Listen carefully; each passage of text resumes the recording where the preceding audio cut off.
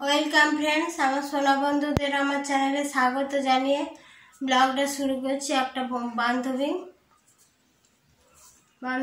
জিজ্ঞাসা করেছিল যে প্রি ম্যাচের বাচ্চার ওজন কত হয়েছিল। প্রি ম্যাচের বাচ্চার ওজন হয়েছিল 1 কেজি 400। এমনিতে নর্মাল থাকে তো 1 কেজি 2 কেজি থেকে আরম্ভ, 2 কেজি 2.5 কেজি, 2 কেজি থাকলেও মোটামুটি 2 কেজির নিচে থাকলেই মানে সমস্যা হয়, তারাই প্রি ম্যাচের হয়। 1 কেজি হয়, 1 কেজি 200, 1 কেজি 400 হয়েছিল এই বাচ্চাটা। আর এবারে যে মেয়েটা হয়েছে, এবারের বাচ্চাটা যেটা ফুটফুটে, ওই মেয়েটার ওজন হচ্ছে 3 কেজি। ও মোটামুটি খুব বড় নয়, তবু 3 কেজি মানে ভালোই। কি সুন্দর ফুটফুটে, কি সুন্দর টুকটুক করে দেখছিল না, খেলছিল না, পাগুলো ছোড়াছুড়ি করছিল, তারপরে হাসছিল। বলে দিলাম। আর প্রি ম্যাচের বাচ্চার কিভাবে টেক কেয়ার করবে সেটাও বলে দিচ্ছি, আমার হাজব্যান্ডের থেকে জেনে নিয়েছি। তারপরে বেবির চাইল্ড স্পেশালিস্টের কাছে পাঠিয়ে দিয়েছিল এখান থেকে। বাচ্চা যে ছোট বাচ্চা হলে চাইল্ড স্পেশালিস্টের সব বাচ্চাকেই একবার করে দেখিয়ে নিতে বলে ওখানে। আমার হাজব্যান্ড সব কিছু জানে, তবু পাঠিয়ে দেয়, কেন কোনো রিস্ক, এতটুকু বাচ্চা তো কোনো যদি সমস্যা থাকে ওই জন্য পাঠিয়ে দেয়। তো ওখানে বলে দিয়েছে বারবার বেস্ট ফিটিং করাতে হবে, মানে বাইরের কোনো একটুকু জল পর্যন্ত দেওয়া যাবে না, দুধ দেওয়া যাবে না। বারবার মাকে মানে বেশি করে পুষ্টিকর খাবার খেতে দিতে হবে, প্রোটিন বেশি দিতে হবে, ডিম, কলা, মানে ফল সব যাবতীয় মাকেই বেশি খেতে হবে, মায়ের যেন বেস্ট এটা হয়, দুধটা হয়। নাহলে বেস্ট ফিট কী করে করবে, বারবার বেস্ট ফিট করাতে হবে, 5 মিনিট ছাড়াই করাতে হবে। আর ওদের মানে ঠান্ডা লাগালে হবে না, সবসময় গরমের মধ্যেও জড়িয়ে রাখতে হবে। একটু ঠান্ডা লাগলেই কিন্তু অসুবিধা, ঠান্ডা লাগলেই ঠান্ডা লেগে যাবে, তার থেকে নিউমোনিয়াও হয়ে যেতে পারে, তাই না?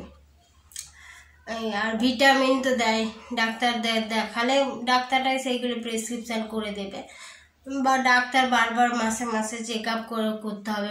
মাসে কি প্রবলেম হলে 2 দিন ছাড়াও যেতে হবে। প্রি ম্যাচের বাচ্চা কখন কি হবে বলা যায় না, আমাদের সব কিছু ছোটো হয়, সব কিছু মানে কমজোরি হয়। তো 8 এই তো কত বললো, 8 মাসে হয়ে গেছে। 8 মাস আগে থেকেই মানে আমার হাজব্যান্ডকে দেখাচ্ছিল, আমার হাজব্যান্ডেরই পেশেন্টকে কাছে দেখাচ্ছিল। তারপরে বলে কোনো রকমে যে বেড রেস্টে ছিল, আর ওষুধ দিয়ে বাচ্চাটা আগে থেকেই ছিল একটু পেটের ভিতরে, তবুও বাচ্চাটা ঠিকঠাক হয়েছে 8 মাসে। এটাই মানে ভগবানের অনেক দান। অনেকের হয় না, বাচ্চা আসার পরে অনেক কিছু প্রবলেম হয়, হয়, বেড রেস্ট নিতে হয়, ওই রকম হয়েছিল। তো এইভাবে তো ওই একটা মেশিনের মধ্যে রাখতে হয় না, কি বলে মেশিনটা, আমি নাম জানি না ঠিক, ওইটা হসপিটালে থাকে, নার্সিংহোমে নেই। বাচ্চা যেগুলো প্রি ম্যাচুর হয়ে একদম ছোটো বাচ্চা, সেই কাঁচের ঘরের মধ্যে রাখে হসপিটালে, কিছু অক্সিজেন ওইসব দেয়, খাবার ওর মধ্যে দিয়ে যায়, ওষুধ ইঞ্জেকশান দেয়, তারপর ধীরে ধীরে বড় হয়। এই বাচ্চাটাকে রাখতে হয় না, 1 কেজির নিচে বাচ্চা হলে সেগুলোকে রাখতে হয়। এই 1 কেজির উপরে হয়েছে তো 1 কেজি 400, ঠিক আছে। বারবার টেক কেয়ার করতে হবে, ওই বেস্ট ফিটিং করাতে হবে এই বাচ্চাকে।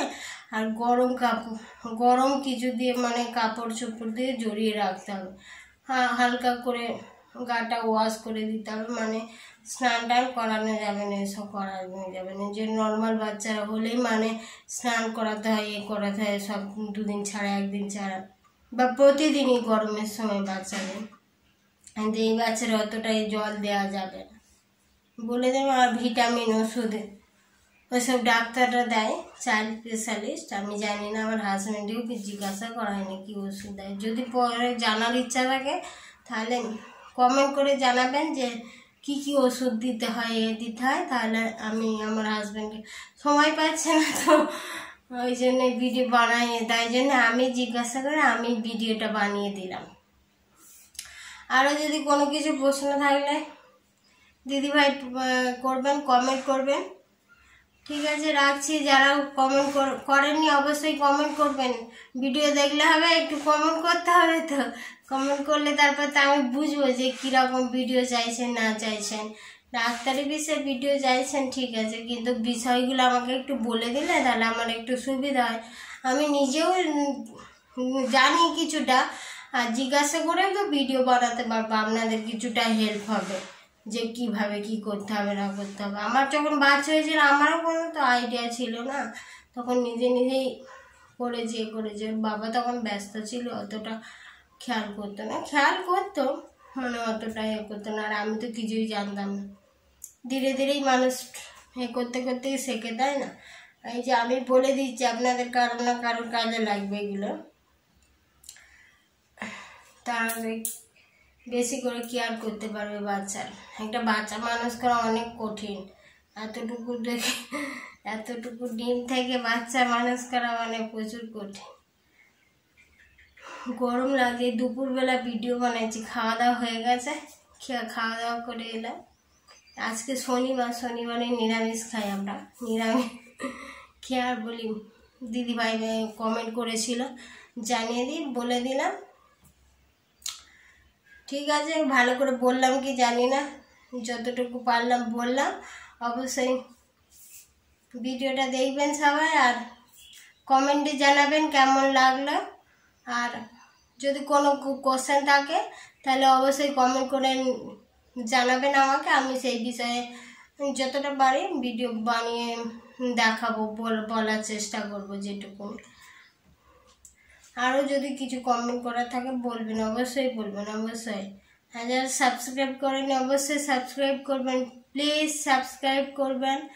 আর বেশি বেশি করে একটু শেয়ার করবেন, শেয়ার না করলে হচ্ছে না তো, ভিউ আসছে না, আর মন ভেঙে যাচ্ছে। ভিউ না এলে তো ভিডিও বানিয়ে ভাল লাগে না, আর মনে হয় ছেলে মেয়ে নিয়েই থাকি আর ভিডিও বানাবো না।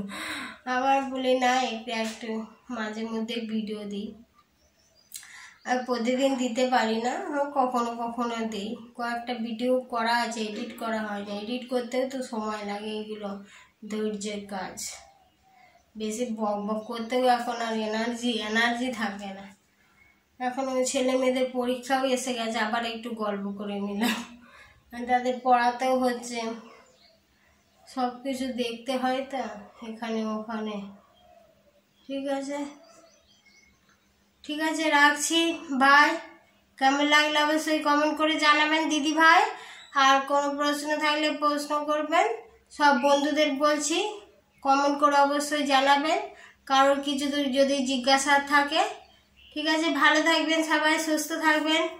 By everyone, bye bye.